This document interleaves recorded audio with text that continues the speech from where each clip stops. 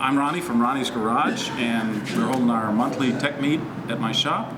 Today we're going to be working on a Silver Cloud differential. This comes out of actually a P5, but it's the same as this Cloud 3. There's that. Just the breathing action is if the going in and out of the Sure. Doesn't look too bad. You know, I thought it was a fallacy, It's but not a cream puff, but it's seems happier. serviceable. It's just the problem. So, when you take it apart, Is that my imagination? there's two of these bearings right here, opposite directions in there. Okay, and that's what, so you have to tighten it to a certain point, or it's shimmed to a certain point to where it keeps it from floating too much, because when it's putting pressure, man, this thing wants to come out the front and off to the side, and this thing just wants to go off to the side. So what I'm going to do is I'm going to clean it all up very good. And by the way, the most expensive bearing on this whole differential is right there. It's right there.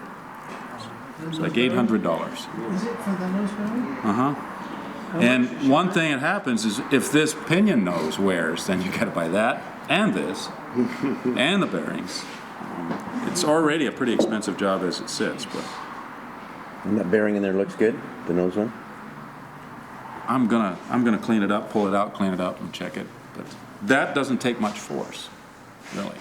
If this is all set up right, it's just there to help keep it from kicking off. Is that Rolls-Royce's price, or have you tried? You know, last one I did, I tried to find one, and I couldn't find one. I went through bearing manufacturers. A lot of these bearings are really, they're not common, first of all. I know on the Cloud 1 that I did, when I was researching the bearings, the one side that takes the most force on this one is this side, because the gear is going to be pushing against it. And the bearings have duty ratings when you order them. They have extra digits or things on them. And they had the heavy duty one on this side, Rolls-Royce, and then the cheaper one on this side. Which doesn't make sense. It should be the other way around. So, I don't understand sometimes.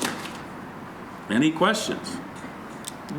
There, she's almost down to her neck. I'm not going to pull the bearings off in front of you guys, just because, for time's sake. I don't want to mix it up.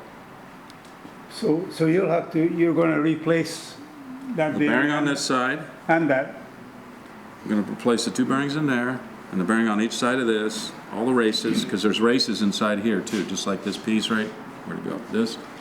Yeah. There's two of those inside there too, facing opposite directions.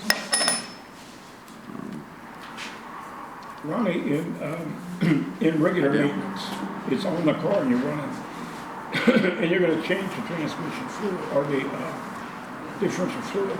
Is there anything other than just adding the oil? Well, you drain it. Well, yeah. Yeah.